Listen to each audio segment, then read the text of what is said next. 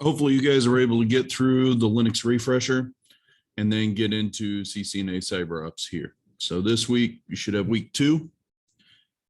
Again, at the top of each week, I'm going to let you know the things that you need to do and in which system you need to do it in. So for Cisco Netacad, you guys will read through module 1, read through module 2, and then you'll complete the module 1, module 2 exam that's available on Netacad. For Blackboard, we're going to have these 2 PowerPoints available. You can watch the class recordings that I'm doing now. And then there's the 3 labs down here that are required labs. These don't require any access to the lab system or anything like that. These are more of just class activities and such. So fill these out and then resubmit them to these 3 links appropriately. If you want, there's some optional labs that you can go out here and do, but they're not required. And you won't necessarily submit those, but they're there if you want to see them. You guys have any questions about this week? Okay.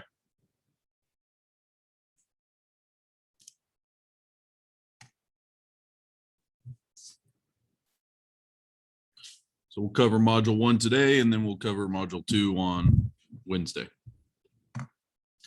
So module 1's all about the danger. It's really just explaining different stories that have happened as to why networks and data was attacked, and then explain those motivations of those threat actors behind why they did specific security incidents, and then explain that potential impact from those events. So this is going to go through a series of different ones.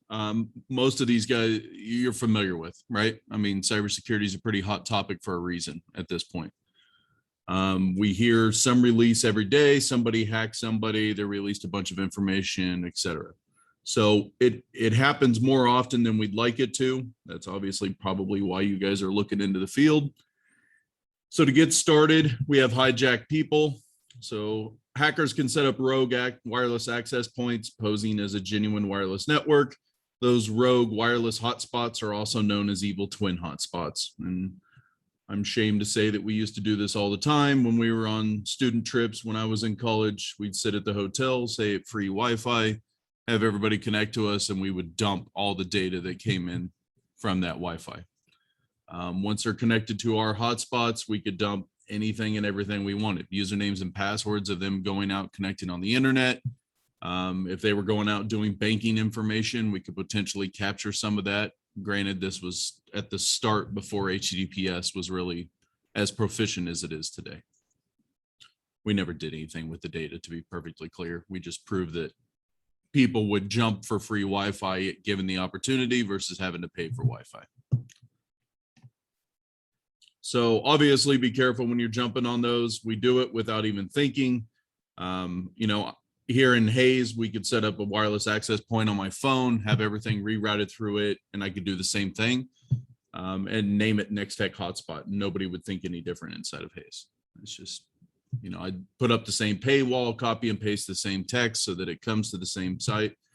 But other than the Wi-Fi popping up, that would be the only thing that you would know that would be different.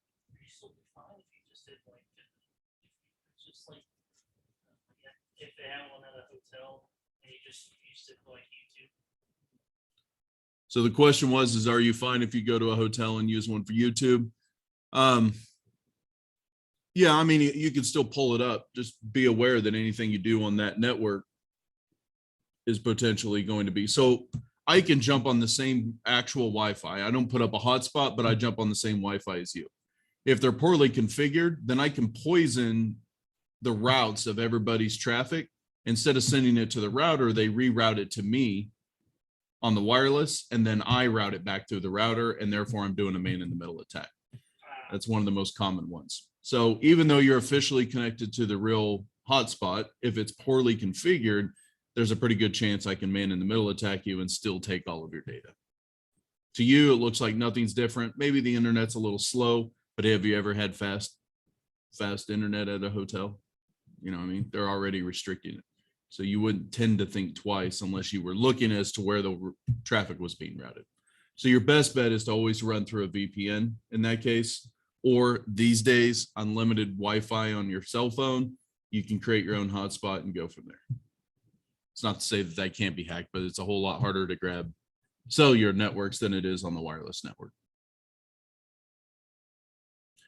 Some of the big things that have come up lately is going to be that ransomware and companies being ransomed. So employees of organizations are often lured into opening attachments that install ransomware in employees' computers. That is known as ransomware. Once it's installed, begins the process of gathering and encrypting corporate data. And the goal of hackers or attackers is financial gain because they hold the company's data for ransom until they are paid.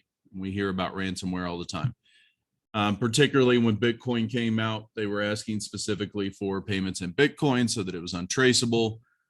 These days, ransomware is generally being thwarted by backups. So having strong backups that are decoupled with the main network. A lot of people were making up backups and then realized that they were able, it was on the same network. And so they could easily just as go encrypt all of those backup data as well. So now they're not only paying for their live servers, but they're also paying for the backup servers. When it comes to targeted nations, one of the biggest ones we all know about was Stuxnet. Hopefully you've heard about that at some point. If you're not familiar with what Stuxnet was, some of the malware that we put out there is so sophisticated and expensive that to create security experts only believe in a nation state or nations could have possibly influence in funding it. It's generally a targeted attack at a nation's vulnerable infrastructure, such as the water systems, power grids. In this case, it was a nuclear reactor. And so what they did with this malware was they infected USB drives and they put them on the campus of the nuclear reactor site. They were then plugged in because people found them. And the first thing they do is plug them into their computer. When they did that, it then infected those computers with malware, which could then override the PLCs for the nuclear reactors. So they could basically shut down cooling, they could do whatever, thereby having a giant bomb. So this is going to be the most important stuff coming up over the next 5 to 10 years is really the cyber infrastructure side of things, messing with the power grid, messing with the water system. We saw what happens when you mess with the canals and things like that over this last summer.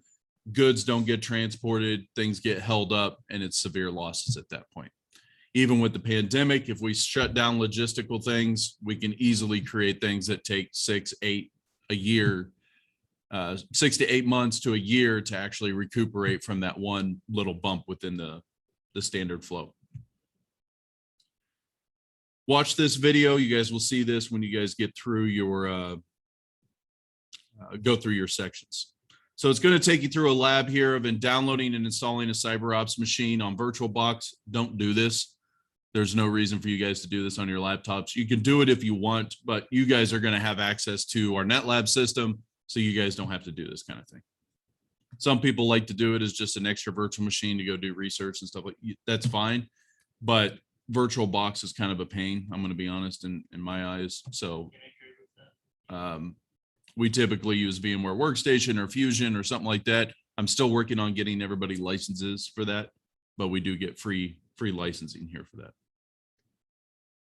All right, then you have these CyberOps case studies. That's the ones that you guys see out there on Blackboard.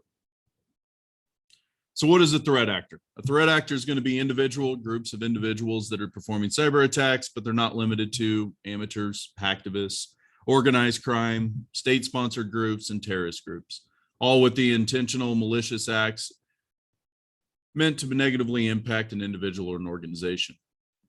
So it's good for you to understand the difference between all of these and why they may be motivated to attack.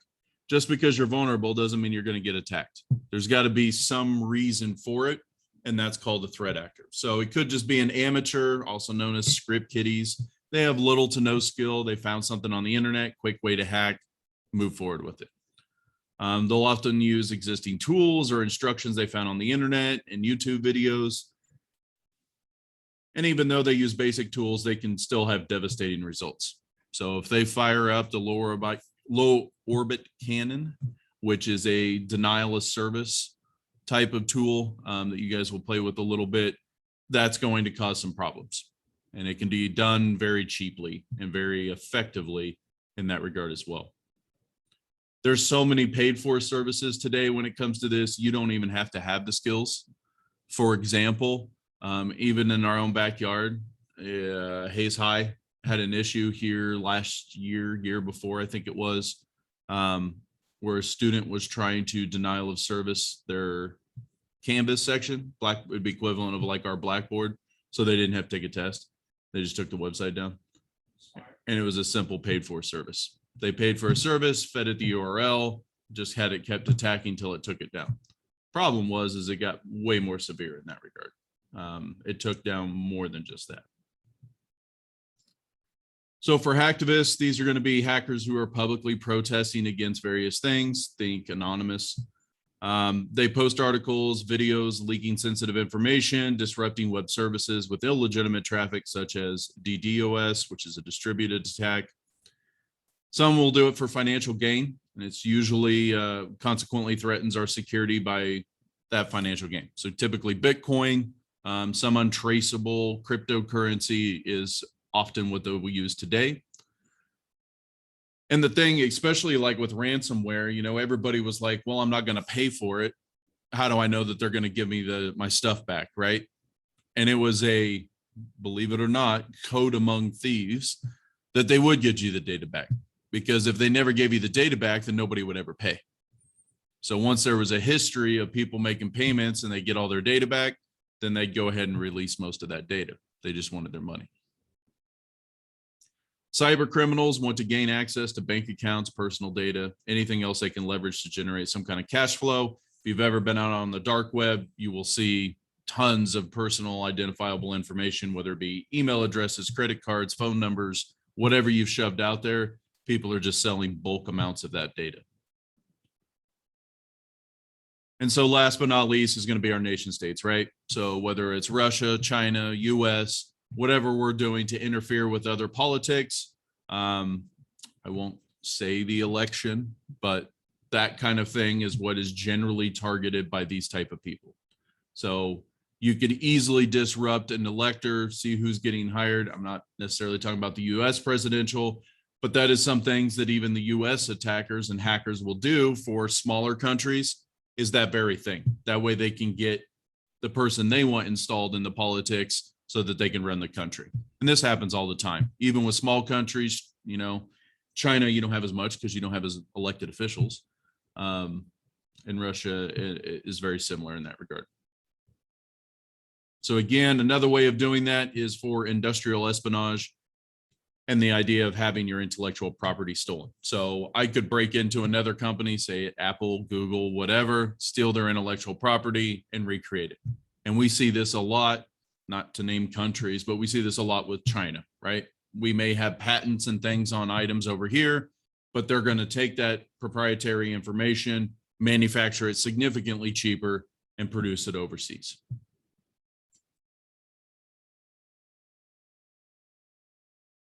Anybody have any questions over those? If I remember right, the good portion of the exams over what's the difference between all these. So hopefully you guys are familiar with Internet of Things or IoT. This is basically just a way of connecting things to improve our quality of life. Today, you can't typically walk through most households without some form of IoT, whether it's Amazon Echo or a camera or, you know, at this point, refrigerators, stoves, washing machines, everything connects out to the internet. And it doesn't take much from these devices in order to do that. Even our light bulbs are now becoming IoT devices. So being able to protect those, one of the biggest issues with IoT is the early ones, especially the first releases out to the market, they didn't have a way of updating firmware. So once it was out there, which sounds unheard of, but they didn't put extra space for you to update firmware on some of these devices. So once there's a vulnerability found, then that's pretty much the end game, right? There's no way to update that light bulb. You may not necessarily know that light bulb you bought on Amazon from somewhere random place doesn't have a good firmware on it, and therefore you just opened up your entire house. It seems a little far-fetched, but it's not. As you guys will find out in your lab, you will take some time to go play with Shodan. And Shodan is basically the Google of all IoT devices on the internet. So if you want to see if any of the IoT devices you have at your house are available and they're actually hackable, you can go out to Shodan and start looking through those resources. I knew about them. I just didn't know. I didn't know what IoT was until networking one. Yep. It's like I always knew about them. I just didn't know that's what they were grouped as. Yeah, so basically anything that's random that connects to the internet is usually lumped up as Internet of Things, typically. Things that wouldn't typically be electronic. Yeah, I mean, the idea is all on personal comfort, right? So the whole goal of having a Nest thermometer in your house is so that you don't have to get up and adjust the thermostat anymore. Or if you want to adjust a light bulb or change the color of said light bulb, it's a convenience thing. Everybody starts to build that out, and it's becoming more and more prevalent as more and more devices are saturating the internet. And the chips to do Wi-Fi and things like that are extremely cheap now. It's, we didn't see it back in the day because you weren't going to run a computer in order to turn your light bulb off and on, right? It needed processing power in order to do that. Today, you can do it with things the size of my thumbnail. Yep. I have one of them. That is it. I put a bunch in my girlfriend's house down in Arizona so that she could turn things off and on and do things. That was more of a security thing. So if she ever left the house, all the lights turned on, that kind of stuff. But you can program to do all these things, and home automation is even bigger than it used to ever be, where you can start automating things within your house. It starts with the little things, but you can really get advanced with some of the new stuff that's out there with home automation. I like that I learned when you have IT guys and then you have like technology savvy people that are just like, oh my God, my whole house is wired to the internet and I control everything through my phone. And the IT guy's like, I have mechanical locks on my door. I have a shotgun by my bed in case the printer starts making unexpected noises. Yeah. Yep. It's the world that we live in today. It's not going away. I mean, IoT devices are just going to continue to saturate, and they come in devices that you may not have even wanted them to come in. Like I said, refrigerators, stoves, microwaves, any of that. What's that? The ring cameras. Yeah. I mean, and that there again was for convenience, right? You wanted to be able to see who came in and did that type of thing. But if you don't keep the firmware up to date on those, now anybody can see that camera footage that's coming off the front. And next thing you know, law enforcement's able to use Ring video camera footage. Security systems are being used all the time. I install a bunch of surveillance systems here in Hayes, camera systems, and I get requests all the time from Hayes PD to pull camera footage from here, pull camera footage from there, especially when you get down towards the bar district. I don't understand people who can literally live with cameras in their house. Yeah. I've seen people cameras in their house. I'm like, that is probably the most unsafe thing I've ever seen, unless you have that wired to something that's off the internet and it's just being recorded on a VCR tape. Yeah. Hopefully not a VCR tape. We're in 2021, but no, I mean, most of the security systems that I put in, they're internet accessible from afar, but none of the actual camera footage is ever accessible. So they go back to a local NAS device, recorded, and then turn back out from there. Sounds crazy, but people do it for a reason. Particularly if you had security systems or something like that, they give you cameras to put throughout your house that could record something in the event of a break-in. You have baby monitors now that are using Wi-Fi. You have all sorts of stuff that's utilizing that. Did you hear about what's it called? It's one of the new like home security devices that are recently out in the market. But it has like window devices, so you can put it on the window, and like when you like lift it up, it breaks the sensor.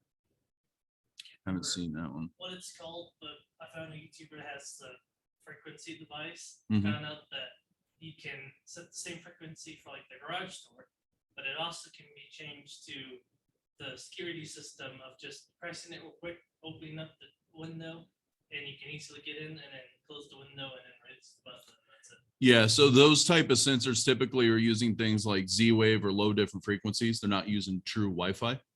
And yes, if you broadcast something out at the same frequency and saturate the network, you're basically doing a denial of service to the sensor, right? Just at a very low level. you're doing a denial of service to the sensor, so it can't report back during that time. And then once you close the window again, it's not non-issue. But yep, Z-Wave, there's a bunch of different home automation protocols, but Z-Wave being one of the more common ones, it's running at a lower frequency.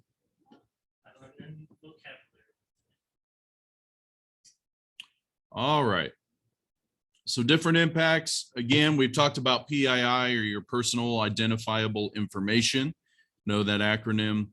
It is any information that can be used to positively identify an individual, for example, name, social security number, birth date, credit cards. And cyber criminals aim to obtain lists of this PII that can be sold on the dark web, as I mentioned. Stolen PII can be used to create fake financial accounts, credit cards, short-term loans. In the medical industry, we have what's called electronic medical records, or EMRs, that contain protected health information, or PHI, which is a subset of PII. Personal security information, or PSI, is another form of PII that includes usernames, passwords, and other security-related information that individuals can use to access information or services on the network. If you guys have ever been on Facebook, you guys see all these ones that are being shared by all of your probably mothers, grandmothers, etc., asking you what the name of your dog is, or asking you to respond to something that seems completely innocuous, right? What's your favorite band? What town did you get married in? What year did you get married in? All this kind of things that they're passing around. But if you actually think about what you're posting, right? So I create a post on Facebook. You all respond to that because it seems like a viral thing, just pass around and everybody responds. I just collected all of your information. I now have your name. I now have your address. I have where you're married. I have all that information can come back. It seems innocuous, but if you ever start answering security questions, what types of security questions are out there? What's the name of your dog? What's the name of your cat? Where year were you married in? What place were you married in? I can start using that information to then try to reset passwords. And if I find the right one, I'm in. So if you see your grandparents or yourselves or your mothers or fathers or any of that kind of stuff going through there, let them know not to do that. Don't pass around that stuff on Facebook. Don't respond to the post saying don't post to Facebook. Send them a direct message. I get that all the time, is all these cyber guys that take my class are like, oh yeah, I respond to those posts all the time. Don't post this. You just responded to that post, which now has them as a response to you. They now access your Facebook. That's how that works, right? So if you post on somebody's Facebook, I can now see you posted on my Facebook, which means I get a subset of the information that you allow me to see on Facebook. So if you have it wide open, I can see everything. It's the whole design. It's no different than people calling you about your car's extended warranty. That's just a low-level version of it. I miss those calls. I kind of told the last guy that called me to F off, and I haven't gotten a call back. Kind of sad.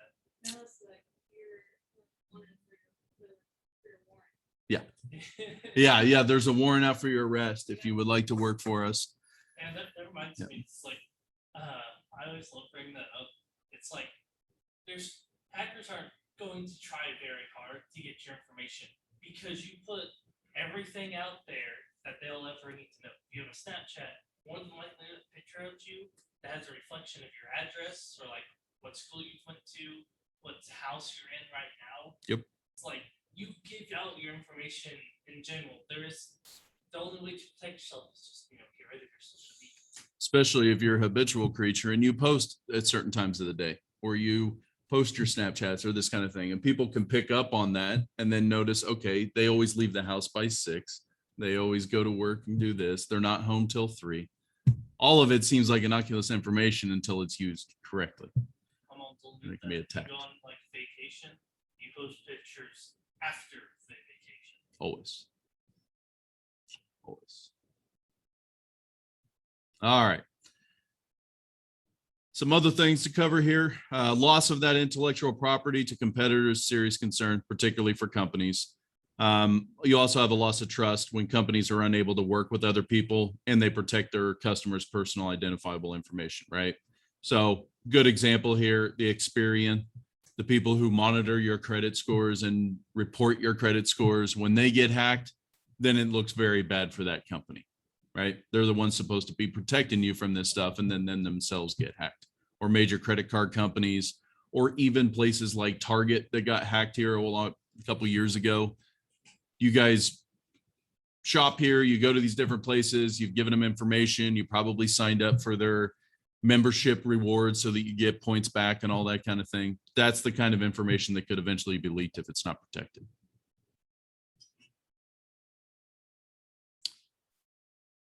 So in that politics and national security, it's not just businesses that get hacked. A lot of times during those state-sponsored hacker warriors will disrupt and destruct different vital services and resources, et cetera. So when the internet's essential for as a moving medium for commercial and financial activities, disruption of those can be devastating to a nation's economy.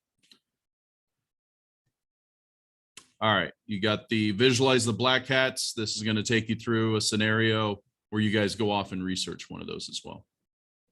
So to kind of summarize this particular module, threat actors can hijack banking sessions and other personal information from using an evil twin hotspot. Again, this is you putting up a rogue hotspot. The language that they use in this course is evil twin. Threat actors include, but are not limited to, amateurs, hacktivists, organized crime groups, state-sponsored, and terrorist groups. As the IoT or Internet of Things expands, you have webcams, routers, and other devices in our homes that are also under attack. That PII is going to be information that can be used to positively identify an individual. We also have EMRs, which are electronic medical records. And we have PHI, which is protected health information, a subset of PII. Personal security information, or PSI, includes things like your usernames, passwords, and other security related information that an individual can use to gain access or services on the network. Anybody have any questions over this content? Very straightforward for now.